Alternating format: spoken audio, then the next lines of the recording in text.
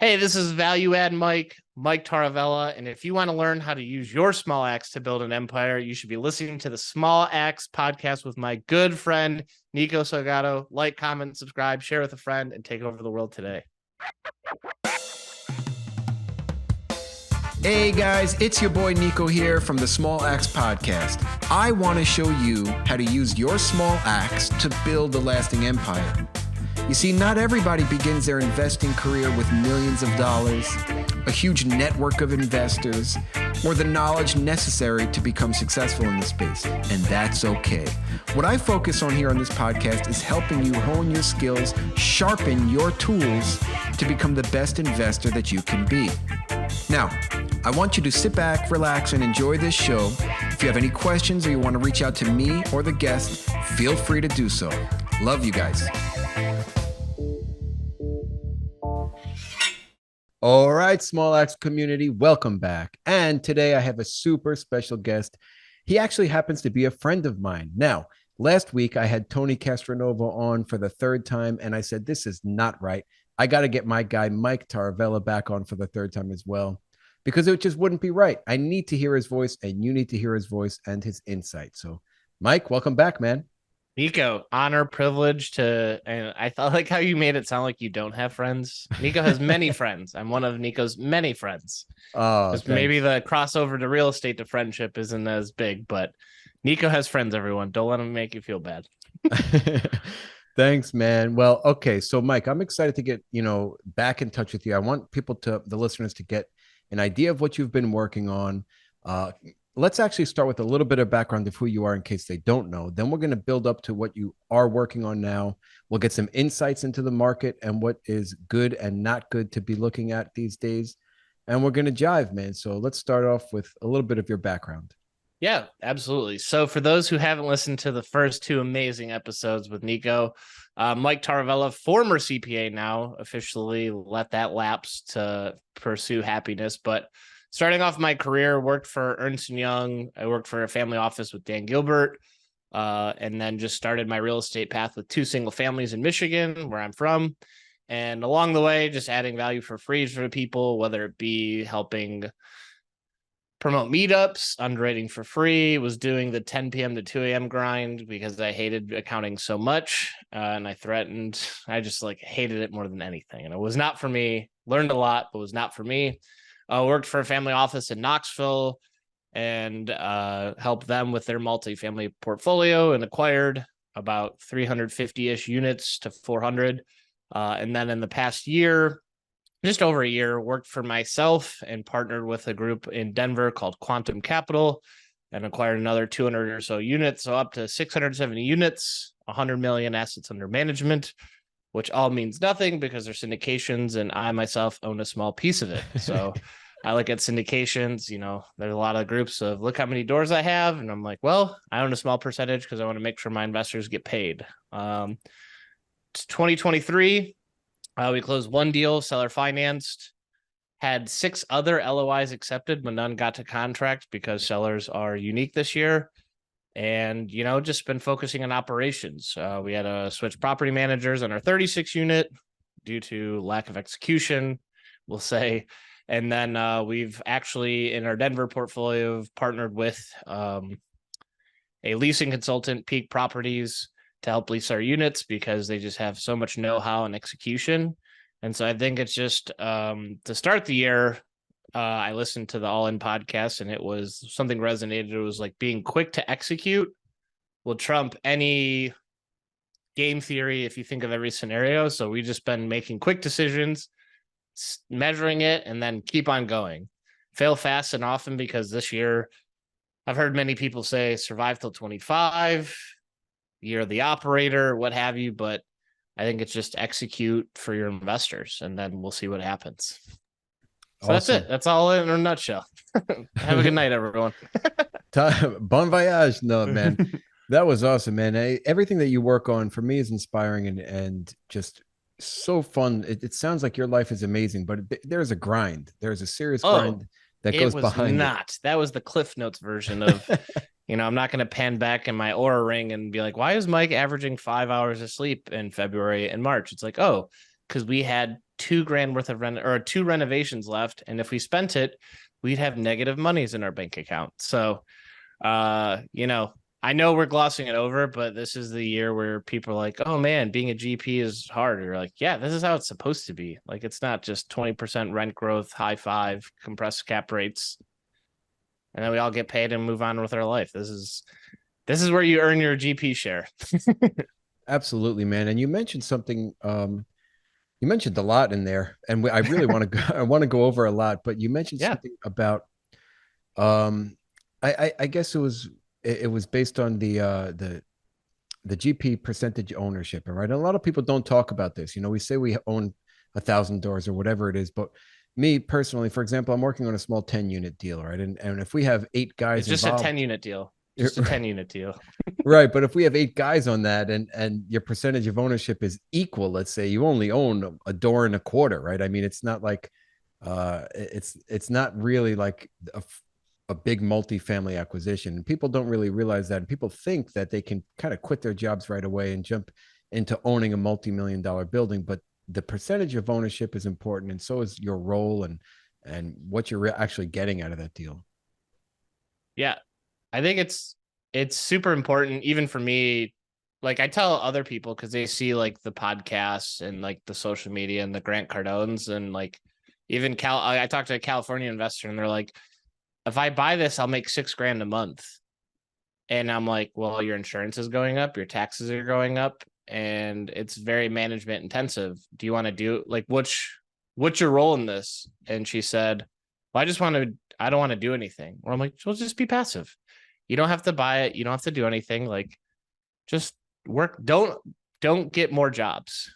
It's 2023. Like, keep going.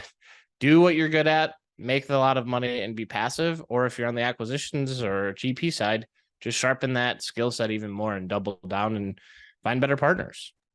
Yeah, you better love it if you want to be a GP, right? I mean, it's not really worth it unless you really enjoy it.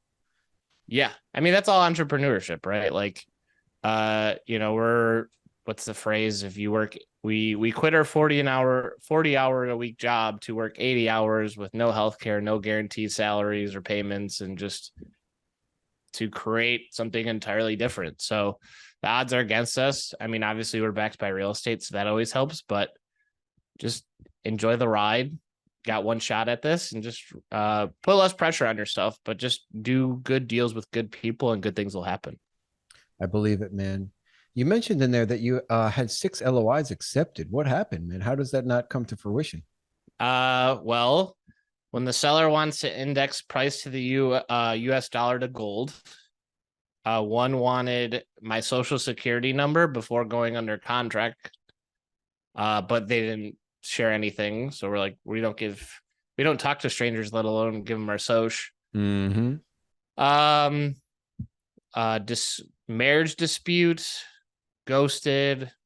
One person they didn't like how her contract was.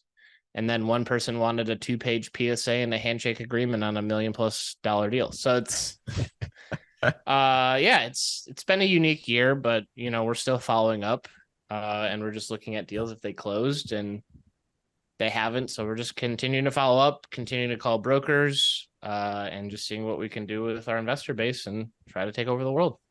Yeah, same, man. Hey, so what markets are you focusing primarily on? I know you're in a variety right now. Yep. So with our partnership with Quantum Capital, Nick Amelux, Mark Hentman, and those guys, we're focusing in Denver, Nashville MSA, Chattanooga MSA, a little bit in North Carolina because I have a buddy who's boots on the ground there. But that's and then Huntsville, Alabama, a little bit. We're just and I know it sounds scattered, but we just have. I think I look at it as we have solid boots on the ground, in which we could scale with. And so I don't want to be someone's first deal. I want to be someone's 5th through 10th deal. Because just how my brain works and just having the infrastructure I have to asset manage and acquisitions and just an analyst in-house, we can really just kind of scale and scale our operations without having to just bang our head against the wall as like new investors. So that's kind of our thesis, and we're just trying to continue to build scale, raise money, and buy good deals for our investors. Awesome, man. I'm going to get to a very pertinent questions soon, but I have this one question. Yeah. What are you doing? Are you mainly asset managing, underwriting? Like, what are your main roles on some of these deals? Yeah. So I always think of it as like I'm an asset manager who can raise capital. So that means I'm probably the most skeptical of the whole group. But generally, I come in, help with the acquisitions, do some of the due diligence, and then raise $500,000 to $1 million+. And then from there, just making sure the deal is doing what it's supposed to. We had like a leasing issue happened on Friday, and I called 5 people from our property management team. No one answered, and I hopped on a plane to Denver to go be like, hey, well, if no one's answering calls on 2 p.m. on a Friday, that's a problem. So came in making sure the deal's operating, and did some consulting this year on that and looking to expand that, and for asset management, and then just always looking for opportunities, calling brokers, doing coffees, just connecting with investors. So I think it's asset management, investor relations, and then acquisitions is kind of a day. So a little bit of everything, a little bit of chaotic, and just doing what we can in these times, right? And it's funny, man. That's what it takes. Sometimes you got to hop on a plane on a Friday afternoon and head to Denver last minute. I mean, that just is part of the game. And if you're not, people listening, if you're not willing to do something like that, maybe you're not cut out for it. And that's okay, right? That's why it's passive is a very viable opportunity. And I think it got poo-poo the last 2-3 years when people are making buku bucks. But, don't give yourself another job if you don't have to and can't afford to. Yeah, totally. And that kind of leads me into my next question. Is it so people were making boku bucks, right? Is it still possible these days, or how are you looking at deals and underwriting them? And then I'll get a different question. Yeah, I think there's still opportunities. I think it's a little bit different. So I think the biggest thing in the last couple of years before this was low interest rate environments, high growth in terms of rents. And so there's a lot of opportunities just with low interest rates. But now we're in a higher interest rate environment, and now insurance has gone up 40+% if you're not in Florida or Texas, because in those states it's gone up double. And so I think it's important. We bought a deal this year, $10 million. It was a 40-unit apartment complex. Originally was a school in downtown Denver. We had a seller carry for 67.5% loan to value and a 2% interest rate for 3 years, all interest only. So there are deals to be had. I think it just looks a lot different in terms of seller financing is an option, longer lead times, people aren't flipping as deals as much. And so it's just constantly being on top of brokers' mind, but also being very transparent. Before, if you were 20% off on price, you wouldn't even offer. And now we're like, here's our insurance quote, here's our debt quote, so that we can provide as much value to our brokers. And now they're saying, hey, you can submit, and just there's less call to offers, but more off market stuff. So just staying on top of mind to get deal flow. Yeah. Now, you just mentioned 2%, man, with 67 LTV. That's crazy. Was there CapEx above that you needed to tackle, I'm sure? Yeah. It was 1896. It was 1900s build, very old. We're upgrading the electrical. We're converting so downtown Denver, 2 bedrooms are a premium. And so with this building was a former female school for the Coors family, first lady, and just very wealthy, prominent people of Denver. And so they converted it into elementary or apartments. And so there'd be like 1,100 square foot 1-beds. So we're converting those to 2s. It was a manager had a flip phone, didn't use the internet, and leased out units in downtown Denver. And so we're like, those are the value add opportunities you dream of. And I commend Nick Ambelexon, our partner on it. He was negotiating this for over 6 months, 6 to 9 months, proposing which interest rate, which term. Because I think when you think of the seller finance in the podcast world, you just see like a low interest rate, high levered. But what happens is like you have to negotiate every single term. So it's like, what about this leverage and this interest rate and this interest only and this term and this amortization? So each one of those things takes like a month to negotiate sometimes. And so it just is a process. So that's But there's deals like out there that have that opportunity and have a seller who doesn't want to pay taxes. So just keep looking and spend more time just looking. There's less deals to be had, but take that to opportunity to really mold and see what a good deal looks like for you and your investors. Excellent, man. So people are talking a lot these days about loans coming due, bridge financing coming due, and people not being able to refinance because of the different valuations, because of the higher interest rate. Then there's floating rate issues that people run into where they can no longer service the debt. Have you found any of these issues on your personal properties? I mean, we haven't. I mean, we've refied one deal this year or one or two deals this year, selling a fourplex. But overall, I mean, our 36 unit deal that we were looking at that wasn't going so hot. I mean, that one was a function of just property management wasn't executing. But even then, we bought the building for 4.4. We loaned 3.3, and now it's worth over 7 to 7.5. And so I think, and it's fixed rate, 4% interest rate for 3 more years. Oh. And so our value, our note is due in 3 years, but we doubled the value. So even if we go 50% at 7 million, that's 3.5. We can pay off that initial loan. So I think what happened is in Texas, Florida, people bought bridge, floating rates, no cap, and even Phoenix bought these high levered deals, and now rents have stalled and or declined. I've seen a little bit of an uptick, but it's more of that 3% increase that you and I always talk about is historic norms. Yep. So I think the big thing there is in those markets where people underwrote 20% year over year rent increases, that's not going to happen and they're going to freak out. But we haven't seen as much distress in Tennessee and in the markets that I've said. That doesn't mean it doesn't exist. But I think those people who are waiting to buy those deals, you will be in the last in line because people like myself and Nico are calling brokers every 3 weeks to be top of mind. And so if you're waiting, like groups in New York are with deeper pockets are in the same position you're in. And so I'm not as concerned about it. And I'm, talking to more banks, but it's more of just because I want to see who, when deals do come, who will be lending then, not where's the distress. Yeah, I agree, man. And I'm not afraid. I'm not worried. I'm actually excited because I know that, you and I have worked. I remember it was a year to the day that we were meeting weekly and I was learning from you and we were discussing underwriting and how to look at and analyze deals. And you just got to be careful. And if you feel confident that you are doing it right from the start, there should be no issues. And on that note, do you recommend for the listeners out there some sort of, I guess, way to acquire deals today in today's environment that can kind of hedge against some of the risks? I mean, if you're looking to be active, continue to call brokers. And if you're passive, continue to talk to operators. But I look at it as like, you don't have to invest today. I think Howard Marks has a phenomenal book, Mastering the Market Cycles.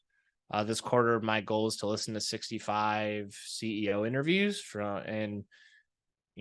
Sam Zell's focuses on the basis. So don't buy above replacement cost because then you could just rebuild it, which I've seen some people do supporting the Airbnb model, which is fine. Just not my cup of tea. But I think too is like looking at it, paying cash is so then you don't have to finance right away. We've done one of those deals at the end of last year. But I don't know. I think it's just looking at it as like a holistic view is real estate going to be there? Yes. I don't think the rental income will increase like it has the last few years, but I've also been on that boat and missed out on deals because I didn't think that. So go in with insurance going up. And we even talked about it in some masterminds of just like going up 5% year over year for insurance, taxes and expenses and income going up 3%, because that's what it historically is. And just building buffers around taxes and insurance. Like I just called the tax assessor and they're like, hey, it's a 70% increase. We were underwriting 100. So it's like survive in advance is like the big thing, especially in years of a reappraisal. And you as an LP can ask, when do taxes get reappraised? And what's the insurance quotes look like? Because in that way, you stand out by asking good questions and not focusing on like, what are we painting the exteriors? Beautiful, man. Great advice. And people, I definitely notice a lot of LP investors today kind of just taking the backseat, kind of a little weary or leery rather of investing right now. And for good reason, but some of it I realize comes from a little bit of misunderstanding and a little bit of kind of what happened over the past few years, how everything was so easy or easier for LPs to make money. And now if a deal is starting to go south for them, it kind of has a sour taste in their mouth and they're backing off for the time being. Um, Especially if we're looking at a bridge product. Would you recommend anybody doing bridge today? I think it depends on the business plan. I just personally don't like over levered deals.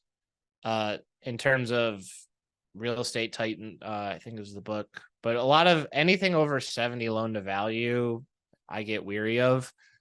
Pretty much I've been underwriting in that 60 loan to value range because I don't want the higher your loan and in a higher interest rate environment means it eats away your cash on cash. So I don't want to take away from all the yield by having a 70-80% loan to value because then I'm not making my investors money. So by having 60%, it's some leverage, but I can refi. It just gives me a lot more flexibility and it's more money to raise on the front end. But right now I'm not looking to quick and flip deals. So just be wary of debt quotes. When people say up to a certain leverage point, that's always kind of a not concern, but like a follow-up question of where do they think, because you will get hit with DSCR restraints. And so we've been looking at lower leverage loans or even cash buys if it's small enough to execute on our business plan. Interesting, man. And do you utilize any mezzanine debt or like pref equity? We've done pref, but we do it like 1% of the whole capital stack. And that's to kind of just incorporate family offices. So I think on our last deal, I think we had one or two investors in the class A, which is that pref equity making 10% cash, 10% yield, cash on cash, with no equity upside. So every deal is different. I think it's just the story of like, is it's like the seller finance at 2%, you probably want that upside versus if you're doing a heavy lift and how much is it? Because like I said, I don't want that higher cash on cash number to affect our yield during the deal. So it's just important that you have enough cash flow to survive. And so I'm okay with bridge, but it's just making sure we're covering our risk, rate caps, regional banks, community banks, even credit unions. So we'll talk to anyone who's willing to lend and just making sure you have your deposits lined up with that bank so that they want to lend to you. Yeah, I totally agree, man. And I'm not opposed to bridge at all, but it's hard to sell that today in today's environment, just with the uncertainty of what people are seeing. And the consensus might be that the interest rates might have plateaued. However, not everybody is in the camp that it's going to then decrease or go down so fast. And that's why I'm not modeling in a refinance on my deals, and I typically look for a minimum of a 5-year term, just to kind of, because I would be riskier with my personal capital. I would go bridge. However, since I'm using other people's capital, and what I'm hearing from my investor base is that they prefer a minimum of 5 years with that nothing can happen. Obviously, if you're doing that, though, you're going to have a step down or some sort of prepayment, and that has to be modeled in as well if you're going to model in a refinance. And it's just kind of educating investors at this point of why I'm going to try go with a bridge product if I am, or why I'm going to not model in a refinance. And if we were to model it in refinance, here's how I would do it. It just takes a lot of kind of like conversations with these investors up front. Yeah, I think similar to the last couple of years, you just hear a couple of headlines and run with them. And it's, defaults in multifamily were sub 2% during 0809. You look at the Houston deal, and that was primarily due to commingling funds and trying to buy other deals and not handled the right way as a fiduciary. But I think from my perspective is fundamentals are still there in multifamily. Are they what they were 2-3 years ago? No, but you're also not going to not buy deals in low interest rate environments, because look at the people who bought single family houses for 2-3%. You're saying don't buy that deal. So you just got to make sure like you survive the next 2 years so that you can keep going. Because I think our mentor Bill Ham equates it to flying a plane. You can take off, but you have to land as well. So I think it's just making sure that you have enough dry powder to survive. So it's like we don't do, we always assume we're renovating 100% of the units plus a 20%, increase for the oops, we found this error and this issue that we didn't underwrite for. And so that helps us just sleep better at night and allows us to execute our plan, because at the end of the day, cash flow is what you need. Yes, but if you're doing a heavier lift, then you need that dry powder on the front end than waiting for cash flow. Awesome. Hey, Mike, people are talking about, like T-bills or something, or some savings accounts that can give high yield, right? Like up to 5-ish%, somewhere around there. I haven't dabbled in that, but have you come across any investors that are like, well, why am I going to just, if I'm getting 5% cash on cash or promise 5% cash on cash on a deal, is it worth it for them? Or how do you explain that it could still be worth it to jump into a real estate deal rather than a T-bill? Yeah, so I use Wealthfront in between, shameless plug, but there's a Wealthfront savings account. Nico, I'll send it to you. It's 4.8% liquid, backed by FDIC. So I use that in between deals. But I think the bigger thing is, I think it's more to the GP group. I think the people who are looking to invest right now or who have tax problems, not equity multiple problems. And so like I know investors who've like sold houses to get out and are trying to scale. And now they're like, well, I have $1 million I have to invest so I get the depreciation. So I think from that standpoint, it's all based on the risk-free rate. So when it comes to cap rates, it's, as an investor, why would I put, $100,000 on your deal that's going to average 5% cash on cash when I can put in a savings account today and make the same? So you have to have a premium on the risk-free rate, which is like the T-bills, like you said. And so I think it's just important you look at that 5-year T-bill and see like, hey, what is it producing versus what can I produce? Yes, there's equity upside. Yes, there's tax benefits. Yes, you can make money in it. But I think you have to make more than that risk-free rate, which I think if you look at 2 years ago when it was nearly zero, and now it's at almost 5%, it's a very different market. So those 4 to 5% cash on cash deals 2-3 years ago we were projecting now look terrible because there's not enough spread on that. And I think that's kind of like a lot of different factors of like people are talking about interest rates, but I think insurance plays a factor in it, and the risk-free rate being so high, you have to make more money on it because just the cost of capital is just much more expensive. Wow, man. Awesome breakdown there, Mikey. Thank you. Try to pretend I know something. But that's a tough question. And I've talked to some other operators and capital raisers, and it's hard when you go, hey, I'm projecting 5 to 6% on a 5-year hold. And an investor's like, I could get that today. Mm-hmm. So it's a tough sell. But you just have to, that's why it's important to make sure your visions align, your goals align.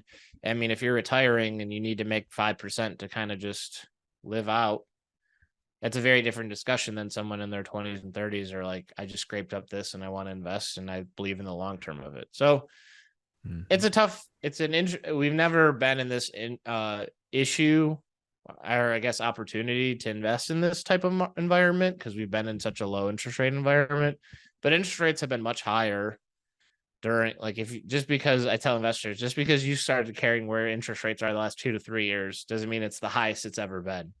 They've been double digits. The 10-year treasury has been much higher, a little bit different of market cycles, but it's just important you understand the history behind it because history doesn't repeat, it rhymes.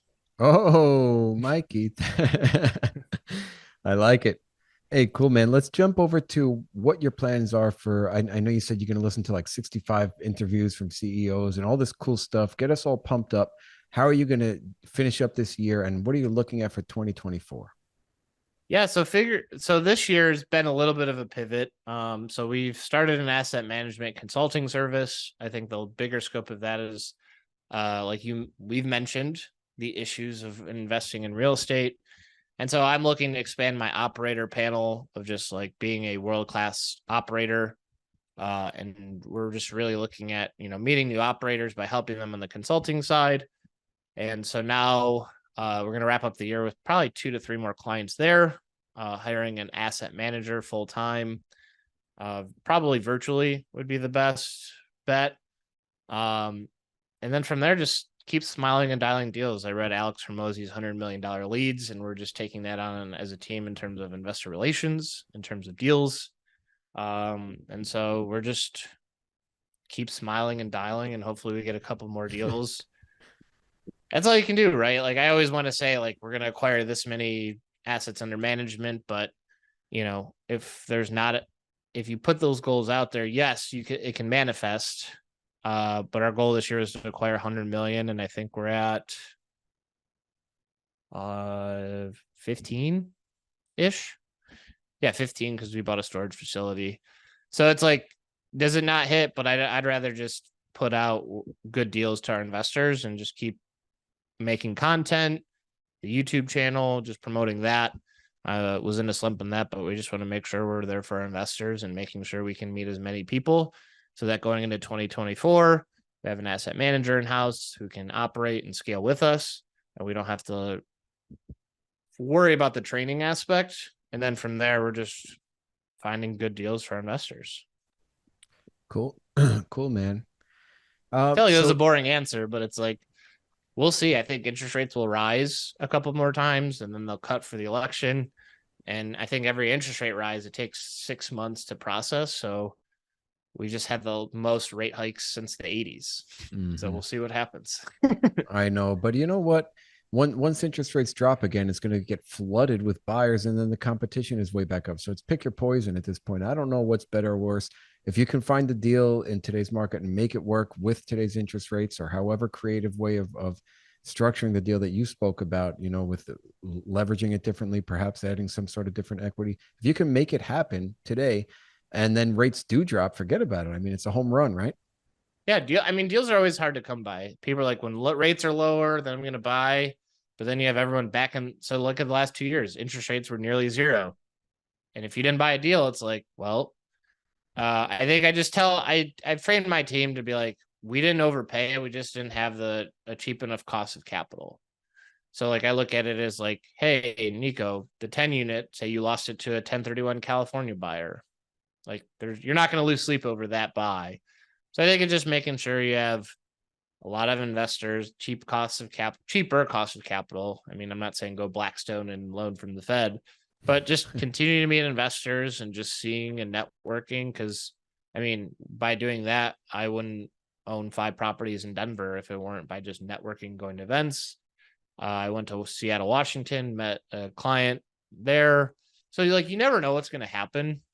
So just continue to have that lead measure of, this, if you want deals, call brokers. If you want investors, reach out to your network. And so just keep doing that every single day and you'll get traction in whatever you want to do and you'll meet people and it'll springboard your success even more. So just whatever it is, it's a who, not a how.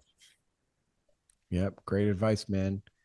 Michael, I'm going to ask you this question again. This is going to be the third time now. I don't even remember what your answers were prior.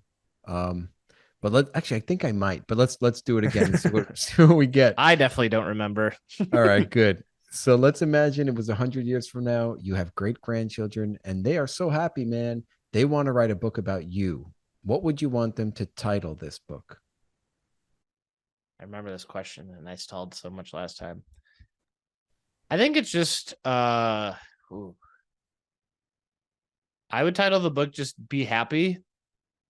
And I think it's an evolution, right? I think probably the first time was probably 2-3 years ago, where it's just like grind, and work and call and do all the stuff. Then the second time was probably kind of realizing just more of a potential. And then this one is just, I don't want to say I'm letting off the gas, but I'm just getting more intentional, right? At 32, by no means am I old and I'm like, oh, I'm so old. Look how wise I am. But at the end of the day, you have to do what you like to do. And I've listened, to my parents about don't do real estate, to my parents about don't quit your job, to other people like become a partner at an accounting firm. And it just wasn't for me. And so and even this quarter, I started doing stand-up. And so last week did 5 open mics. So, we only have one life. Live it up to the fullest. That trip you've always wanted to go to, like book it tomorrow. Not for tomorrow. That'd be even more impressive. But like take the steps to do the things you've always wanted to do, because I've grinded for, as a CPA, was working 10 to 2 a.m. and I hated it, but I wouldn't substitute because that's part of my journey. And so life happens, but just continue to be happy, have those wins, hug the people you love and care about, because, you never know what'll happen. And I think it's just be proud of your growth every day, because even I'm Nico, you're an entrepreneur. 9 days of you're just like, holy shit, this is impossible. And then the 10th day, you're like, oh my God, I don't hate myself. And and Bill Ham talked about it. He's like, you'll know in 6 months if you're meant to be an entrepreneur, because there is no structure. It's you versus if you go on social media, someone else is always closing deals. Someone else is always, like you said, I'm buying only a 10 unit. Well, there's a lot of people who don't have a 10 unit to their name. So just do what makes you happy, work with people that make you happy and make you grow. Because, there's always layers to this and levels. And so just continue to run your race. And at the end of the day, you'll be proud of what you have. And if not, then that's how, you live with the rest of your life. Yeah. And that doesn't mean everything will be happy, but I think you'll be proud of what the work you've compiled over the years. Yeah. If you're aligning your actions with things that make you happy, eventually it'll all work. Yeah.